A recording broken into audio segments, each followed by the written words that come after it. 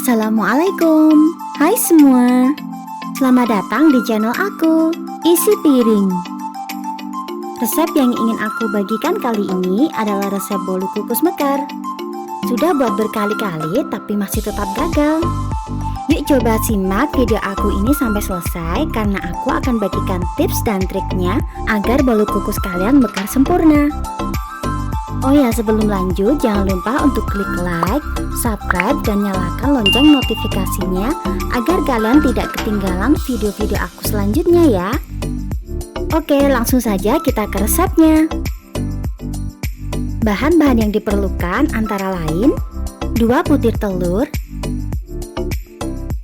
250 gram gula pasir, air soda. Di sini aku hanya pakai sebanyak 150 ml saja. Vanili cair sebanyak setengah sendok teh. Kemudian aku menggunakan 2 macam pewarna makanan. Ini optional saja, kalian boleh memakai warna apa saja ya. Lalu ada setengah sendok teh garam dan 1 sendok teh SP. Tepung maizena sebanyak 30 gram. Terakhir ada tepung protein rendah sebanyak 220 gram. Untuk melihat detail resepnya silahkan cek di deskripsi box ya. Tahap selanjutnya siapkan baskom dan mixer. Kemudian masukkan tepung terigu protein rendah sebanyak 220 gram. Tambahkan tepung maizena sebanyak 30 gram. Tambahkan setengah sendok teh garam dan 1 sendok teh SP.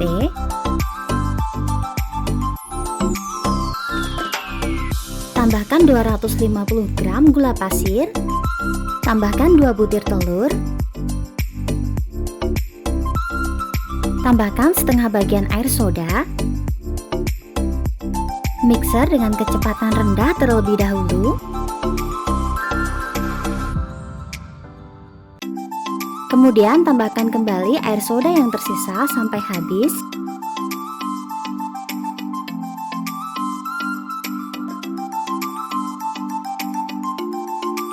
Jika adonan sudah terlihat tercampur merata, kita bisa menaikkan speed mixernya menjadi kecepatan penuh. Kemudian mixer adonan sampai adonannya menjadi putih, kental, dan berjejak ya. Nah, inilah salah satu tips agar bolu kukus kalian nanti bisa mekar sempurna. Jadi jika adonan yang kalian mixer masih cair, kemudian masih banyak gelembungnya, itu artinya adonan belum putih, kental, dan berjejak. Dan itulah salah satu faktor yang bisa membuat bolu kukus kalian gagal untuk mekar ya. Nah, agar adonan kalian bisa mengembang, putih, kental, dan berjejak, ada beberapa tips yang perlu kalian perhatikan. Tips yang pertama, pastikan baskom dan pengaduk mixernya itu bebas dari minyak ataupun lemak. Berikutnya, pastikan telur yang kalian pakai adalah telur yang masih fresh atau baru. Salah satu ciri jika telur itu masih fresh yaitu kuning telurnya masih utuh dan tidak tercampur dengan putih telurnya. Dan pastikan juga bahwa SP atau emulsifier kalian masih aktif. Cara untuk mengetahui SP kalian masih aktif atau tidak yaitu dengan cara mengetes dengan air dingin. Caranya, ambil beberapa bagian SP kemudian aduk-aduk di dalam air es atau air dingin. Jika berbuih berarti SP-nya masih aktif. Dan jika tidak berbuih, berarti SP-nya sudah tidak aktif ya. Kalian perlu mengganti SP kalian dengan yang baru. Nah, ini adonannya sudah mulai mengembang, putih dan kental berjejak. Ini aku mixer adonannya sekitar kurang lebih 15 menit. Setelah ini kita siap untuk mengukus. Tapi sebelum itu, terlebih dahulu adonannya aku bagi menjadi 2 bagian. Adonan yang pertama aku beri warna biru. Adonan yang kedua aku beri warna pink. Aduk dengan spatula hingga pewarna makanannya tercampur dengan adonan secara merata.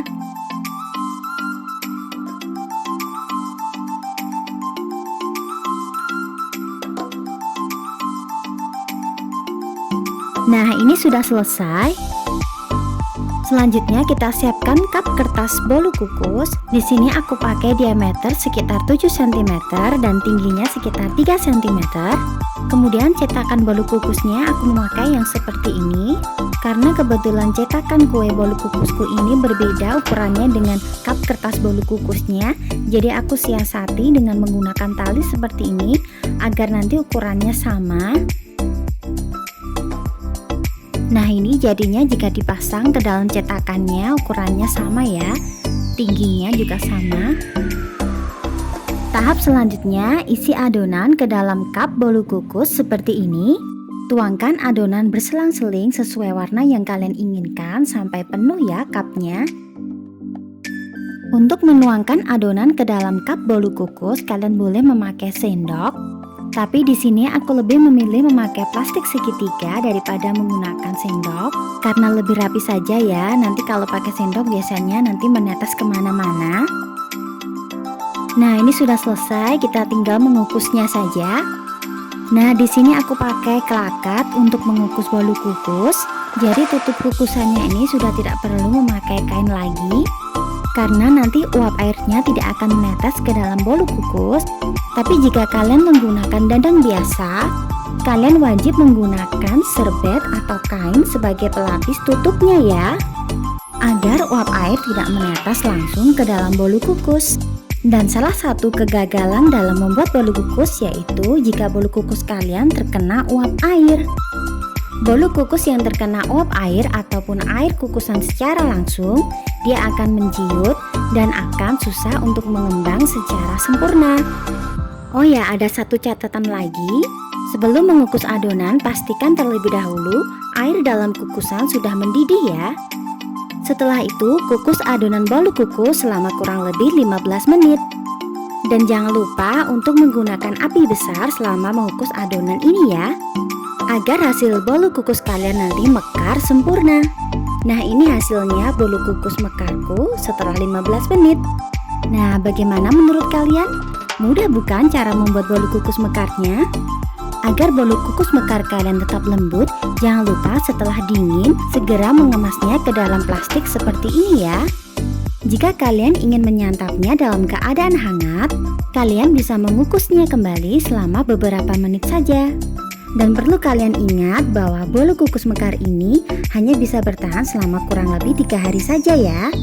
Setelah 3 hari, bolu kukus mekar ini akan mulai berjamur jika tidak kalian panaskan kembali. Nah, sampai di sini dulu ya pembahasan kita tentang bolu kukus mekarnya. Yuk segera recook resep aku ini.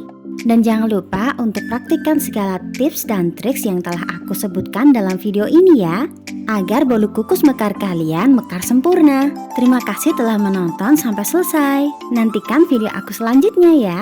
Sampai jumpa.